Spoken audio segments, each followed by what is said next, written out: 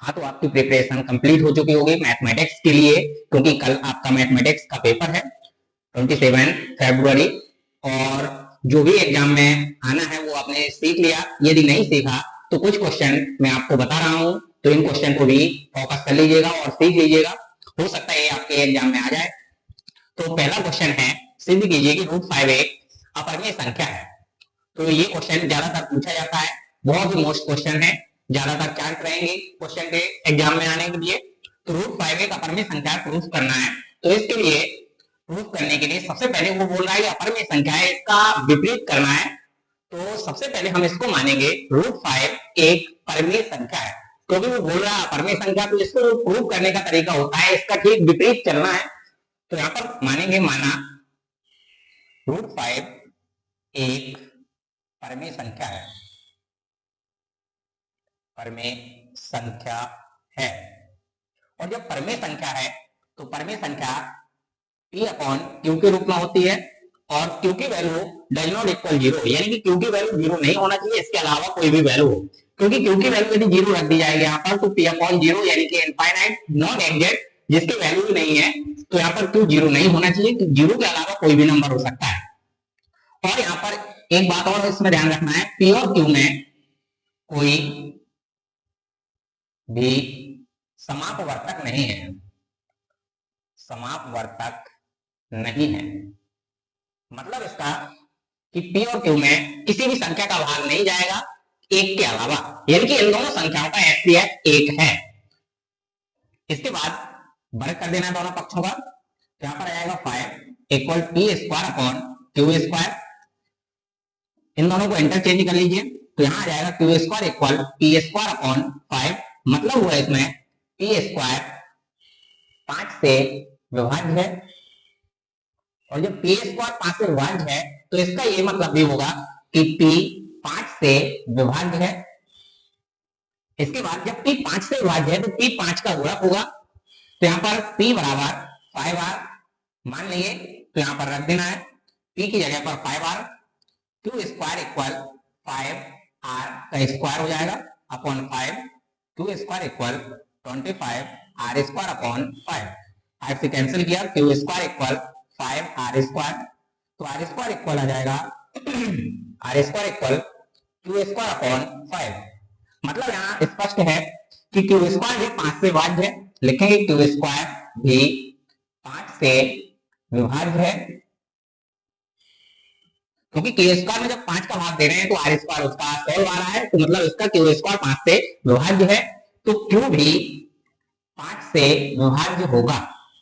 देखिए अब यहाँ पर Q 5 से विभाज्य है, P भी 5 से विभाज्य है, और यहाँ हम देख रहे थे कि P और Q में कोई भी समापवर्तक नहीं है, मतलब किसी भी संख्या का भाग नहीं जाएगा, जबकि P और Q में ऐसा नहीं है, P और Q दोनों में 5 का भाग जा रहा है। अतः जो हमने माना था यहाँ पर वो गलत हो गया, लिखेंगे अतः स्पष्ट है कि P, Q संख्या 5 से विभाज्य है, इसलिए हमारा मानना गलत सिद्ध हुआ।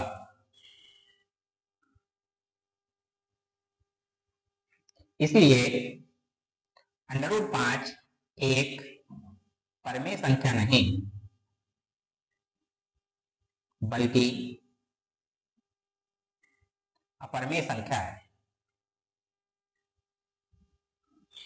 तो ये अपना क्वेश्चन प्रूव होता है, √5 एक परिमेय संख्या नहीं बल्कि अपरिमेय संख्या है। बहुत ही बढ़िया क्वेश्चन है, आपके यूपी बोर्ड एग्जाम में कल हो सकता है पेपर में मिले ये क्वेश्चन इस प्रकार का, या तो √2 के लिए आ जाए, √3 के लिए, या फिर √5 या √7, कोई भी नंबर के लिए आ जाए, सेम प्रोसेस रहेगा।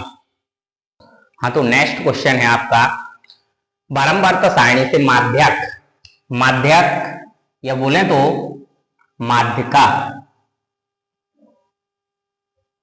जिसे मीडियन कहते हैं, माध्यक या उसका दूसरा नाम माध्यक होता है, ज्ञात करना है। तो जो बारंबारता सारणी है, वर्ग अंतराल दिए हुए हैं, बारंबारता f है, और जो वर्ग अंतराल दिए हैं 15 से 20, 5-5 का अंतराल है इनमें। तो माध्यक ज्ञात करने के लिए फॉर्मूला होता है माध्यक या माध्यिका m बराबर l प्लस n/2 माइनस सी अपॉन स्मॉल एफ इंटू आई, जहां पर L होता है मध्य का वर्ग की निम्न सीमा, n/2 मध्य का वर्ग माइनस सी का मतलब है यहाँ पर संचयी बारंबारता, जो भी अपन ने वर्ग अंतराल लिया है उसके ठीक ऊपर वाले वर्ग की संचयी बारंबारता, F होती है मध्य का वर्ग की बारंबारता, I होता है वर्ग अंतराल। तो ये सभी मान क्लियर करना पहले।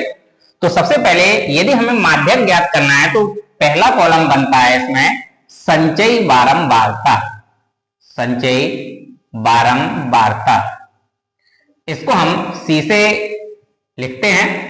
तो संचयी बारंबारता निकालने के लिए प्रोसेस होती है, पहले जो नंबर दिया हुआ है वो नंबर सामने लिख दीजिए, फिर ऐड करते चलिए, 14 और 56 ऐड कर दीजिए तो ये हो जाएगा 70, इन दोनों को ऐड कीजिए, 70 और 60 130, 130 में 86 जोड़ दीजिए तो ये हो जाएगा 216, 216 में 74 जोड़ दीजिए तो हो जाएगा 290, 290 में 62 जोड़ दीजिए तो हो जाएगा 352, 352 में 48 जोड़ दीजिए तो ये हो जाएगा 400।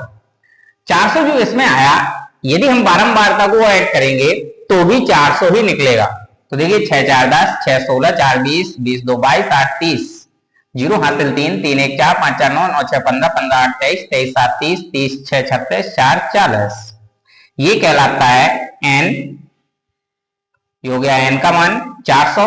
अब पहला कार्य अपना माध्य का वर्ग ज्ञात करना, माध्य का वर्ग, माध्य का वर्ग निकालने के लिए फॉर्मूला होता है n/2, बताया था n/2 माध्य का वर्ग होता है, n का मान 400 बटे 2, 200 आएगा मध्य का वर्ग। अब मध्य का वर्ग संचयी बारंबारता से ढूंढेंगे, 200 किसमें स्थित होगा, तो इसमें तो 200 है नहीं, 216 में 200 स्थित होगा, तो पहले इसको डार्क कर देना है, हाईलाइट कर देना। तो ये हो गया यहां पर मध्य का वर्ग। मध्य का वर्ग में ये निम्न सीमा जिसे हम L कहेंगे, ये मध्य का वर्ग की बारंबारता, और C कहलाती है मध्य का वर्ग के ऊपर वाले वर्ग की संचयी बारंबारता, ये C।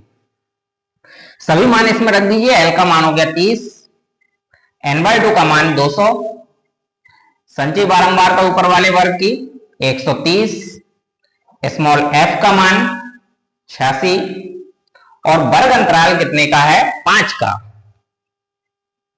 तो यहां पर आ गया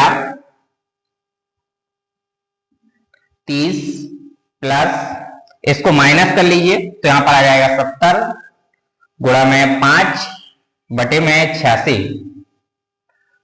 मध्य का इक्वल, सबसे पहले करना क्या है, 2 से कट कर दीजिए, 2 से इसको बाकी ऊपर मल्टीप्लाई कर लीजिए तो यह आ जाएगा मध्य का इक्वल, 5 का गुणा करना है, 5 25, 5 3 15, 2 17 बटे 43, 43 से भाग कर दीजिए, 43 का भाग करना है 175 में, 4 बार, 4 × 12, 4 चौके 16 और 1 17, ये आ गया 4 दशमलव, यहां पर हो जाएगा 30, भाग नहीं जाएगा, 0 बचेगा यहां पर, फिर 0 लिया यहां पर, 4 7 28, तो ये आ गया 30 प्लस 4.07 मध्य का हो गए, तो मध्य का इक्वल 34.07, ये मध्य का आंसर हो गया। तो मध्य का निकालना और माध्य निकालना या बहुलक, इनमें से कोई ना कोई क्वेश्चन जरूर आएगा। तो ये हो गया तुम्हारा मध्य का ज्ञात करना या माध्यक ज्ञात करना, तो मोस्ट क्वेश्चन है, आपके एग्जाम में आ सकता है। तो आपका नेक्स्ट क्वेश्चन है, एक मोटर बोट जिसके स्थिर जल में चाल 18 किलोमीटर प्रति घंटा है और 24 किलोमीटर धारा के प्रतिकूल जाने में, वही दूरी धारा के अनुकूल जाने में अपेक्षा 1 घंटा अधिक लेती है, धारा की चाल ज्ञात करना है। देखिए मोटर बोट की स्थिर जल में चाल मालूम है और धारा की चाल ज्ञात करना है, तो सबसे पहले ये दोनों मान क्लियर कर लेना है, धारा की चाल और नाव या बोट की चाल। तो सबसे पहले मान लेंगे, माना धारा की चाल बराबर x किलोमीटर पर आवर। इसके बाद लिखेंगे स्थिर जल में बोट की चाल बराबर 18 किलोमीटर पर आवर। इसके बाद उसने बोला है 24 किलोमीटर धारा के प्रतिकूल जाना, वही दूरी धारा के अनुकूल जाना। तो एक हो गई स्थिति यहां पर अनुकूल के लिए और द्वितीय स्थिति हो जाएगी प्रतिकूल। अनुकूल में चाल क्लियर करना है, दूरी और समय। यहां पर भी प्रतिकूल में चाल, दूरी और समय, तीनों के लिए, चाल, दूरी, समय के लिए पूरा क्वेश्चन दिया हुआ है। तो ये मान यहां पर पहले क्लियर कीजिए। चाल अनुकूल, मान लीजिए जल स्थिर है तो स्थिर जल में बोट की चाल 18 किलोमीटर प्रति घंटा है जब पानी रोका हुआ है और पानी का बहाव x है। यदि ये नाव पानी के बहाव के साथ उसी दिशा में चले, अनुकूल का मतलब उसी दिशा में जिस तरफ पानी बह रहा है, नाव भी उसी दिशा में जा रही है, तो इन दोनों की जो चाल है वो जुड़ जाएगी। पहले स्थिर जल में क्योंकि नाव चल रही है 18 किलोमीटर प्रति घंटा की चाल से, और जैसे पानी जिस दिशा में बह रहा है उसी दिशा में यदि नाव को ले जाना है तो नाव की चाल बढ़ जाएगी। कितनी बढ़ जाएगी? जितनी धारा की चाल होगी। तो अनुकूल में चाल हो जाएगी 18 प्लस x। दूरी कितनी जाना है? दूरी बताइए 24 किलोमीटर। ये किलोमीटर पर आवर में, समय क्लियर नहीं है यहां पर। अब यहां पर देखिए चाल कितनी होगी प्रतिकूल में, तो चाल यहां पर यदि पानी के बहाव के विपरीत दिशा में चलना है तो नाव की चाल कम हो जाएगी। तो 18 से कितनी कम होगी? x कम हो जाएगी। तो यहां लिखेंगे 18 minus x kilometre per hour. दूरी कितनी? 24 किलोमीटर। यहां भी समय क्लियर नहीं है तो समय बराबर यहां पर और यहां पर फॉर्मूला यूज कीजिए समय के लिए। समय बराबर होता है दूरी बटे चाल। तो समय आ जाएगा यहां पर, दूरी कितनी है इसमें? 24 और चाल है इसमें 18 प्लस x। यहां पर समय निकालिए दूरी बटे चाल से, 24 बटे चाल हो जाएगी 18 माइनस x। इतने घंटे इसमें इतने घंटे। अब यहां पर देखिए चाल ज्यादा है तो ये मान कम आएगा और यहां पर चाल कम है तो कम संख्या का भाग जब 24 में देंगे तो ये मान ज्यादा आएगा। तो उसने कहा है अनुकूल जाने की अपेक्षा 1 घंटा अधिक लेती है, मतलब यहां पर उसको 1 घंटे का समय ज्यादा लगा। जब यहां पर 1 घंटे का समय ज्यादा लग रहा तो ये समय ज्यादा है, तो बड़े समय से कम समय को घटा देंगे। बराबर में कितना घंटे का फर्क आएगा? 1 घंटे का। तो दोनों को माइनस कर दीजिए, लिखेंगे 24 बटे 18 माइनस एक्स माइनस 24 बटे 18 प्लस एक्स बराबर 1 घंटा। ये शर्त के अनुसार चल रहे। अब यहां पर कॉमन ले लीजिए 24, तो बचेगा इसमें 1 बटे 18 माइनस एक्स माइनस 1 बटे 18 प्लस एक्स बराबर 1। आगे सॉल्व करेंगे, इसमें एलसीएम आ जाएगा, 24 सेम रखेंगे, एलसीएम बनेगा इसमें 18 माइनस एक्स और 18 प्लस एक्स। ऊपर एलसीएम सॉल्व करने के बाद इधर आ जाएगा 18 प्लस एक्स माइनस, ये कैंसिल हुआ, ये बचेगा, इसमें माइनस का मल्टीप्लाई होगा तो माइनस 18 प्लस एक्स। तो यहां पर इतना ये सॉल्व हो गया, 18 ये कैंसिल हो जाएगा, बराबर में बचेगा 1। ये आगे यहां पर 24 एक्स और एक्स जुड़ जाएगा 2x और बटे में आ जाएगा एक बार माइनस में एक बार प्लस में। ये फॉर्मूला a माइनस बी और a प्लस बी का a square minus b square, 18 का स्क्वायर माइनस एक्स का स्क्वायर बराबर में 1। यहां पर क्रॉस मल्टीप्लाई तो इसका गुणा 1 में हो जाएगा, इसका गुणा भी 1 में रहेगा, तो आ जाएगा 48x बराबर 324 माइनस एक्स स्क्वायर इस तरफ कर लीजिए, एक्स स्क्वायर प्लस 48x और यहां पर आ जाएगा माइनस 324 बराबर 0। 324 के गुणनखंड करना है कि घटाने पर 48 आ जाए, तो x square plus 54x minus 6x minus 324 बराबर 0। कॉमन कर लीजिए x प्लस 54, इसमें कॉमन आएगा 6, x माइनस माइनस प्लस हो जाएगा, 6 से भाग करोगे 54 आ जाएगा बराबर 0। x प्लस 54 कॉमन कर लेंगे, दोनों में सेम है, कॉमन आ जाएगा, बचेगा यहाँ पर x माइनस 6, x प्लस 54 बराबर 0, x माइनस 6 बराबर 0, x बराबर माइनस 54 और x बराबर 6।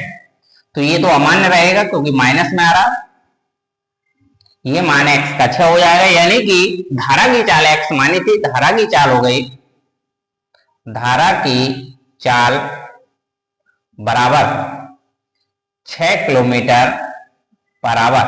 तो ये इसका आंसर रहा। तो ये बहुत ही बढ़िया क्वेश्चन है, महत्वपूर्ण क्वेश्चन है, मोस्ट इंपोर्टेंट क्वेश्चन है, तो ये सीखिएगा, हो सकता है आपके एग्जाम में आ जाए।